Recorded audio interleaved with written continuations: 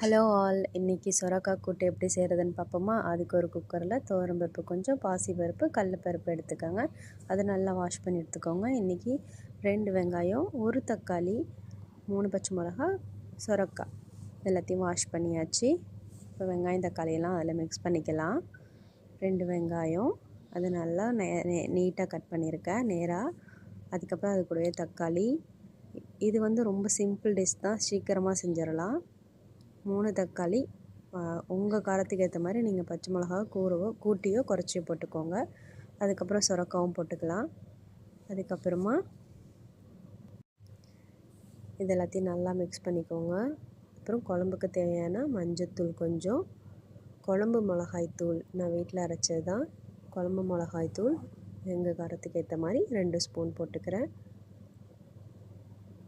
அதுக்கப்புறம் தேவையான அளவு உப்பு எல்லாத்தையும் போட்டு நல்லா மிக்ஸ் பண்ணிக்கலாம்.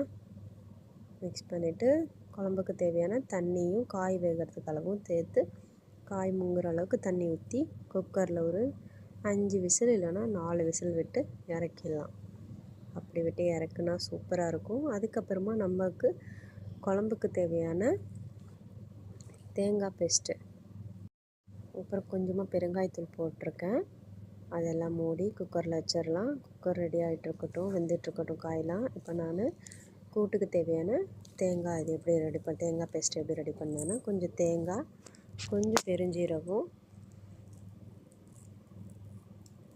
அவ்வளோதான். அது நல்லா பேஸ்ட்டாக அரைச்சி எடுத்து வச்சுருக்கேன்.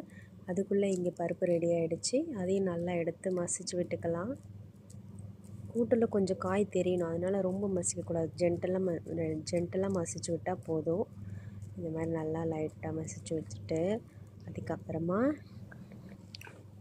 நான் நல்லா மசிச்சு விட்டுட்டு குழம்புக்கு தேவையான தேங்காய் பேஸ்ட்லாம் அரைச்சி அதையும் மிக்ஸ் பண்ணிக்கலாம். நல்லா கிண்டி விட்டுக்கோங்க. கிண்டி விட்டு நல்லா கொஞ்சம் தேங்காயோட பச்சை வாசம் போகிற அளவுக்கு நல்லா கொதிக்கட்டும்.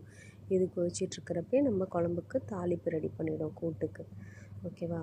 ஒரு பேனில் நான் கடலை எண்ணெய் எடுத்துருக்கேன். கடலை எண்ணெய் 1 டீஸ்பூன், கடுகு, உளுந்து, கொஞ்சமாக ஜீரகம், கொஞ்சமாக வெந்தயம், 2 வரமிளகா, கொஞ்சமாக கருவேப்பிலை போட்டு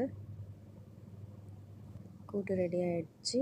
இப்போ தாளிப்பை போட்டு கருவேப்பிலை போட்டு ஆஃப் பண்ணி எடுத்தால் சுவையான சூப்பரான கூட்டு ரெடி. எங்கள் சேனலை உங்களுக்கு பிடிச்சிருந்தா லைக் பண்ணுங்கள், ஷேர் பண்ணுங்கள், சப்ஸ்கிரைப் பண்ணுங்கள்.